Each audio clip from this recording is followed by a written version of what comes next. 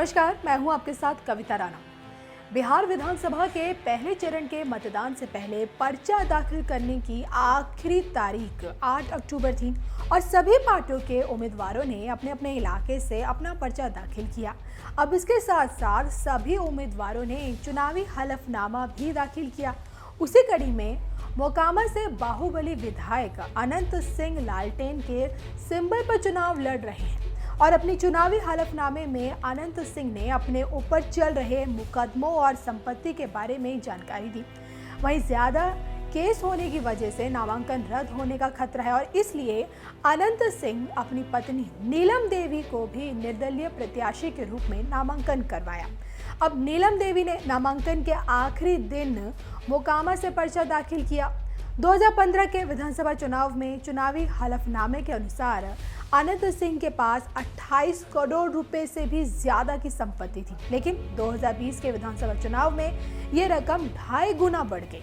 अब उनकी दौलत 68 करोड़ 55 लाख रुपए तक पहुंच गई है और हलफनामे को ध्यान से देखने पर यह पता चलता है कि अनंत सिंह के पास कैश ज्यादा है। साल 2015 के हलफनामे के अनुसार उनके पास 40,800 रुपए नगद था, जबकि उनकी पत्नी नीलम देवी के पास 3,91,440 रुपए थे और वहीं साल 2020 में अनंत सिंह के पास 50 गुना से भी ज्यादा कैश बढ़ गया।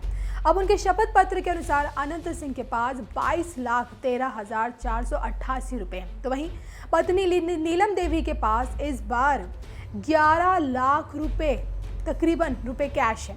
हालांकि इतनी बड़ी संख्या में कैश उनके पास आया कहां से, उसकी कोई जानकारी नहीं, लेकिन ये इजाफा चौंकाने वाला है।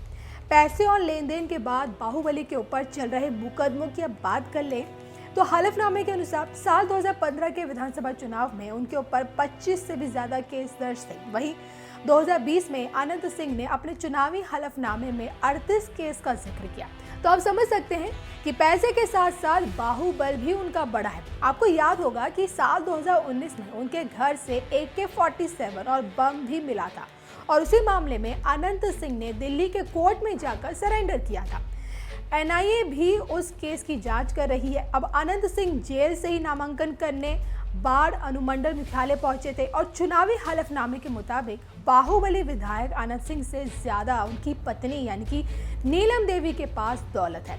नीलम देवी की कमाई साल 2017-18 के बाद जबरदस्त उनकी कमाई में इजाफा हुआ और 17-18 तक नीलम देवी के पास 57,83,000 तक रिटर्न फाइल वो करती थी और इस दौरान अनंत सिंह महज तकरीबन 7 लाख रिटर्न के रूप में फाइल करते थे। लेकिन 2019-20 में अनंत सिंह ने 8,86,183 रुपए रिटर्न फाइल किए, जबकि उनकी पत्नी नीलम देवी इस दौरान 1,20,30,261 रुपए रिटर्न फाइल की।